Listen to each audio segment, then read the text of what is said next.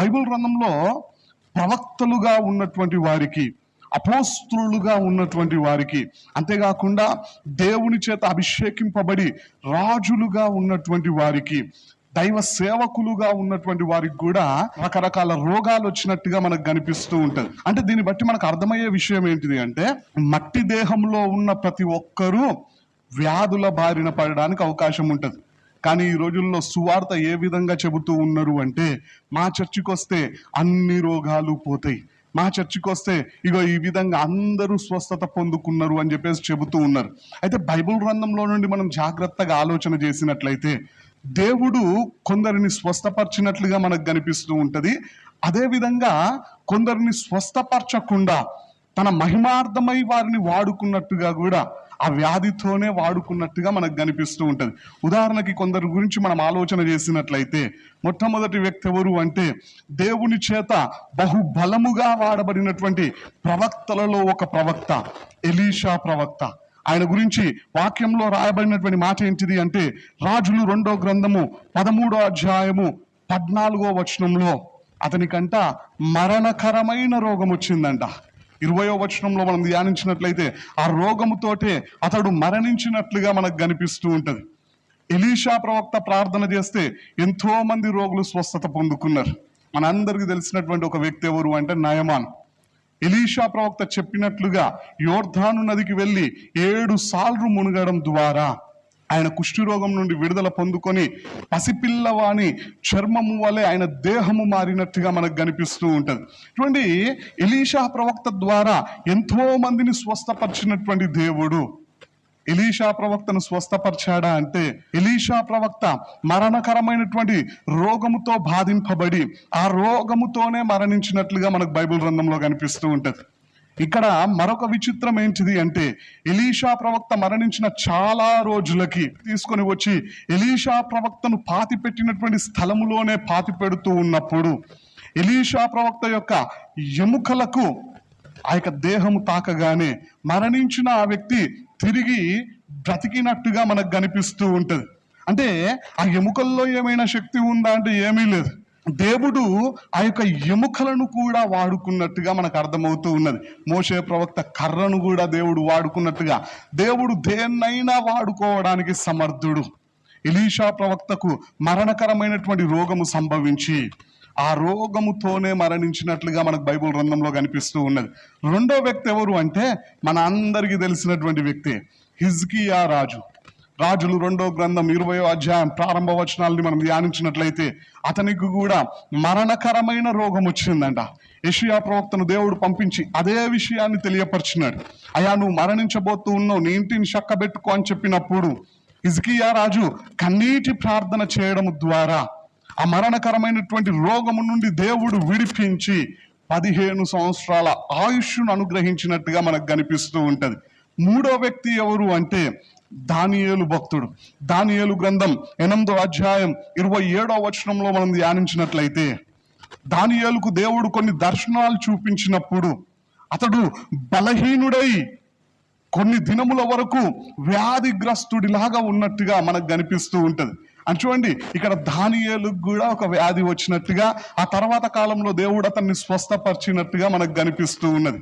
కొత్త నిబంధనలో కూడా మనం గమనించినట్లయితే అపోస్తలుడైనటువంటి పౌలు భక్తుడు, అతని దేహములో దేవుడే ఒక ముళ్ళును పెట్టినాడంట. అతడు హెచ్చిపోకుండా నిమిత్తం, అతడు గర్వించకుండా ఉండడం కోసం దేవుడే ఒక ముళ్ళును పెట్టినాడు. ఆ ముళ్ళు ఏమిటి అని చెప్పేసి బైబిల్ పండితులలో చాలా రకాల అభిప్రాయాలు ఉన్నాయండి. అందులో ప్రాముఖ్యమైనవి 3. కొందరు ఏం చెబుతూ ఉంటారు అంటే, అది పాపము అని చెప్పేసి, పాపం అనే ముళ్ళు గురించి అపోస్తలుడైనటువంటి పౌలు భక్తుడు మాట్లాడాడని చెప్పేసి చాలా మంది చెబుతూ ఉంటారు.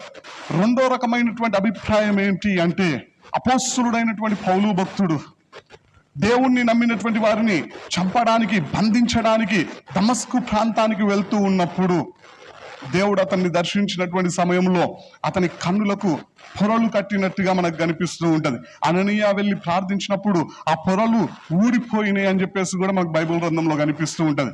కానీ దేవుడు దర్శించడం ద్వారా ఆ సమయంలో అతని కంటి మీద ప్రభావం ఏర్పడి అతని చూపు కొంచెము మరి ఇబ్బందికరంగా ఉండేది అని చెప్పేసి కొందరు అభిప్రాయపడుతూ ఉంటారు. గలతీయులకు రాసినటువంటి పత్రికలో అపోస్తలుడైనటువంటి పౌలు భక్తుడు మాట్లాడుతూ ఉంటాడు, శక్యమైతే మీ కన్నులను ఊడబీకి నాకు ఇచ్చివేసి ఉందురు అంటాడు. ఎందుకోసం అంటే ఆయనకున్నటువంటి సమస్య అదే అని చెప్పేసి కొందరు అభిప్రాయపడుతూ ఉంటారు. నేను కూడా అదే అభిప్రాయాన్ని కలిగి ఉన్నాను. మూడో రకమైనటువంటి అభిప్రాయం ఏమిటి అంటే, అపోస్తలుడైనటువంటి పౌలు భక్తుడు సువార్తను ప్రకటిస్తూ ఉంటే ఆయనను చాలా రకాల ఇబ్బందులు పెట్టినారు. అతన్ని రాళ్ళు తీసుకొని కొట్టినట్టుగా మనకు కనిపిస్తూ ఉంటది. కొట్టి కొట్టి వారు అనుకున్నారంట ఇతడు మరణించాడు అని చెప్పేసి వదిలిపెట్టి వెళ్ళిపోయారు. అతన్ని కొరడా దెబ్బలు కొట్టినట్లుగా ఆయన సువార్త నిమిత్తం బయలుదేరి వెళ్తూ ఉన్నప్పుడు రకరకాల ప్రమాదాలకు గురైనట్టుగా మనకు కనిపిస్తూ ఉంటది. అందులో అతని దేహములో ఏదైనా సమస్య ఏర్పడి ఉండొచ్చు అని చెప్పేసి మూడో రకమైనటువంటి అభిప్రాయాన్ని కూడా తెలియపరుస్తూ ఉంటారు. సరే, ఏది ఏమైనప్పటికీ అపోస్తలుడైనటువంటి పౌలు భక్తుని శరీరములో ఒక బాధ అయితే ఉన్నదండి.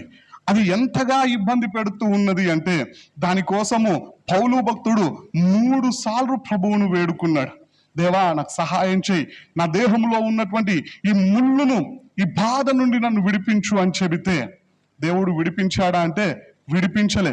చివరి దాకా అదే విధంగా బాధపడినట్లుగా మనకు బైబిల్ గ్రంథంలో కనిపిస్తూ ఉంటది. చూడండి ప్రియులారా, 5వ వ్యక్తి గురించి మనం ఆలోచన చేసినట్లయితే తిమోతి భక్తుడు. తిమోతికి రాసినటువంటి మొదటి పత్రిక 5వ అధ్యాయం 23వ వచనంలో రాయబడి ఉంటది, అయ్యా నీ కడుపు జబ్బు నిమిత్తము కొంచెం ద్రాక్షారసం త్రాగమని చెప్పేసి అపోస్తలుడైనటువంటి పౌలు భక్తుడు తిమోతికి పత్రికను రాస్తూ తెలియపరుస్తూ ఉంటాడు. అంటే తిమోతి కడుపు నొప్పితో బాధపడుతూ ఉన్నాడు. ఆయనకేమైనా స్వస్థత కలిగిందా అంటే చివరిదాకా ఆ కడుపు నొప్పితోనే బాధపడినట్లుగా మనకు కనిపిస్తూ ఉంటది. బైబిల్ గ్రంథంలో అతడు స్వస్థత పొందుకున్నట్లుగా రాయబడలేదు. చివరిగా మరొక వ్యక్తిని మనం ఆలోచన చేసినట్లయితే ఎపఫ్రోదితు. ఫిలిప్పీయులకు రాసినటువంటి పత్రిక 2వ అధ్యాయం 25వ వచనం నుండి 27వ వచనం ప్రకారము ఎపఫ్రోదితు అపోస్తలుడైనటువంటి పౌలు భక్తునికి జత పనివాడిగా, యోధుడిగా, ప్రార్థనాపరుడిగా ఎన్నో గొప్ప గొప్ప సాక్ష్యాలను పొందుకున్నట్టుగా మనకు కనిపిస్తూ ఉంటది.